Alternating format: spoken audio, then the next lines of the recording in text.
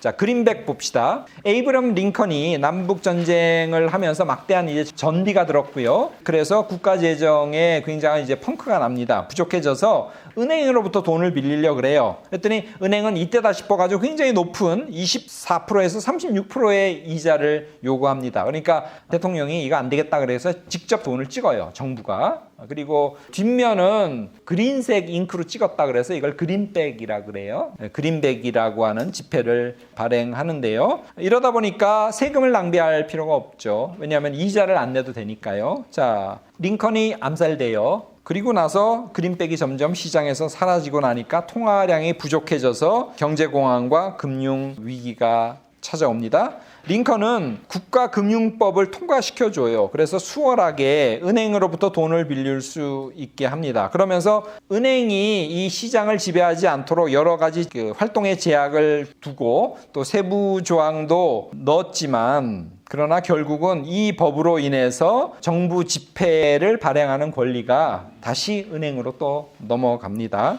은본위제 논쟁을 봅시다. 남북전쟁 이후에 약 20세기 초까지 화폐 발행권을 놓고 주도권을 벌여요. 그리고 통화의 가치가 무엇으로 보장되느냐, 그리고 은본위로 할 거냐 금본위로 할 거냐는 것을 가지고 굉장히 많이 티격태격 싸웁니다. 1873년에 은화 주조하는 법을 금지시켜버려요. 그래서 나중에 이제 인민당 피플스 파티인데 이 법을 73년에 제정됐기 때문에 73년에 죄악이라는 그런 이름까지 붙입니다.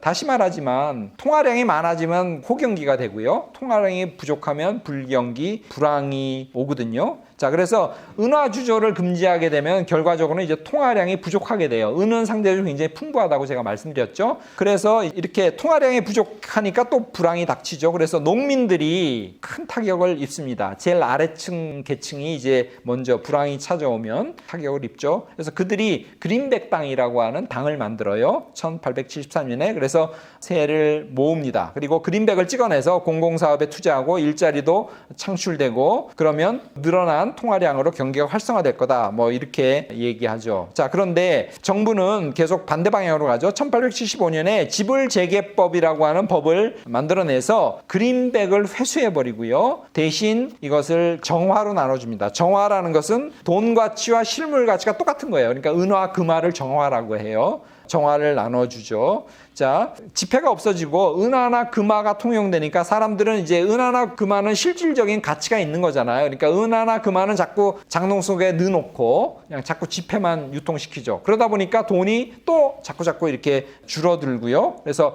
통화량이 감소되면서 경기 침체가 일어나죠. 1878년에 노동자와 농민들이 힘을 합해서 그린백 노동당을 만듭니다. 그리고 14명을 의회로 진출시키는데 성공해요. 그래서 정부가 그린백을 회수하는 그 정책이 중단되고 남은 그린백 약 3억 5천만 달러인데요. 미국 통화로 영구히 유통됐습니다. 그래서 우리가 잘 몰라서 그런지 1970년대까지 이 돈이 돌았대요. 그린백이 돌았답니다. 자, 다시 말씀드리지만 통화량이 많아지면 경기가 좋아지고 통화량이 부족하면 경기가 나빠지거든요. 근데 영국의 금융권자들이나 아니면 미국의 돈줄을 쥐고 있는 사람들은 자꾸 통화량을 줄여가지고 뭔가 자기에게 이득을 보려고 그러죠. 그러니까 근본이제를 기본적으로는 원하고요. 농민들이나 노동자들은 은본이제를 원해요. 아니면 이제 정부에서 직접 돈을 찍어내자. 그린백 같은 그런 정책을 계속 요구합니다.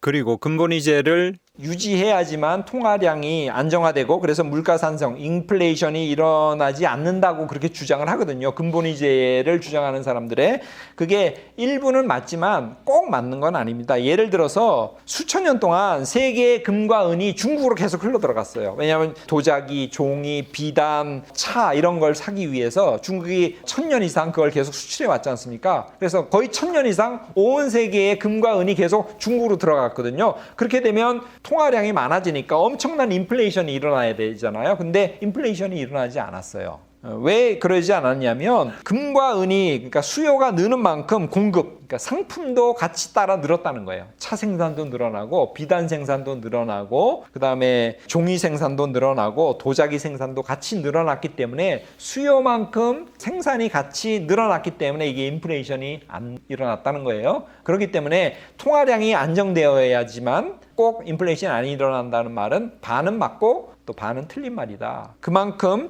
경제 규모가 커지면, 상품이 더 늘어나면 인플레이션은 꼭 일어나지 않는다는 걸 기억해 두시고요. 자, 글로버 클리블랜드 대통령 얘기를 합시다. 미국의 24대 대통령으로 글로버 클리블랜드가 당선이 되었습니다. 그때 민주당 대통령이거든요. 당내에는 동부 쪽, 주로 이제 부자들이고 엘리트들이죠. 그 사람들은 이제 근본이제를 주장하고요. 서부 쪽, 못 사는 데죠. 그 옛날 서부라면 거의 농민들입니다. 이쪽은 이제 민주당 내에서도 은본이제로 이제 갈라져 있었어요. 근데 이 사람이 대통령이 되면서는 근본이제를 선호하면서 셔먼 은매입법을 폐지시켜버립니다. 그러니까 정부 보유금으로 은을 사서 은 재고를 늘림으로써 은본이제로 이렇게 나가려고 하는 그런 목적을 가진 건데, 이 셔먼 은매입법을 폐지시켜버립니다. 결국 이제 은행가, 금융가의 편에 선 것이죠.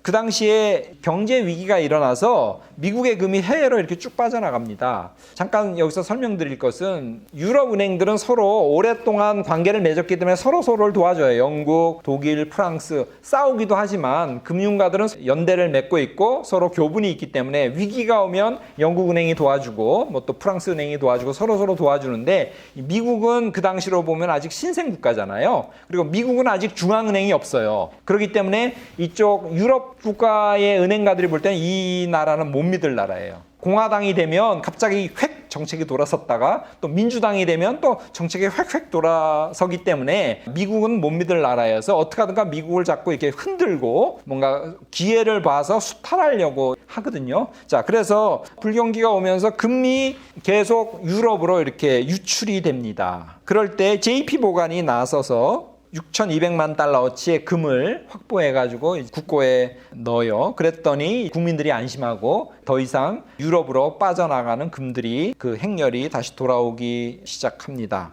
자, 계속 미국은 불안정했다는 것 염두에 두시고요. 민주당은 그 다음 선거 후보자로 윌리엄 제닝스 브라이언을 후보로 내세워요. 이 사람이 이제 은본이제를 옹호했던 그런 사람입니다.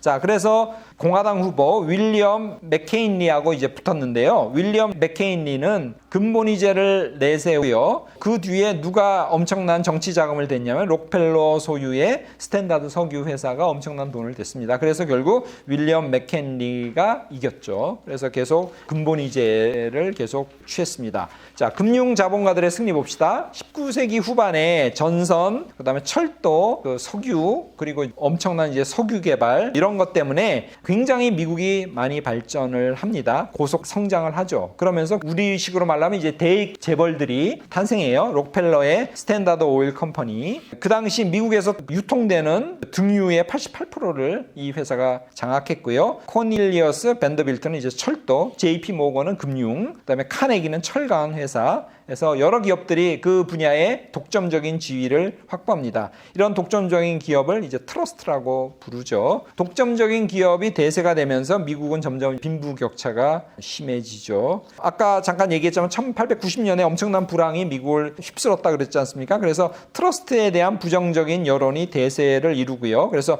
1890년에 셔먼 반트러스트법이 제정됩니다. 그러니까 트러스트를 규제하는 법이 제정되죠. 20세기 초에 당선된 대통령들이 있습니다. 시어도르 루즈벨트, 윌리엄 태프트, 우드로 윌슨. 그 반트러스트법이 제정됐다 그랬지 않습니까? 그 반트러스트법을 좀 더 정교하게 해서 정부의 감독과 통제 권한을 강화하고요. 그리고 독점 체제를 무너뜨려서 공정한 시장 경제를 세우려고 이제 노력했습니다.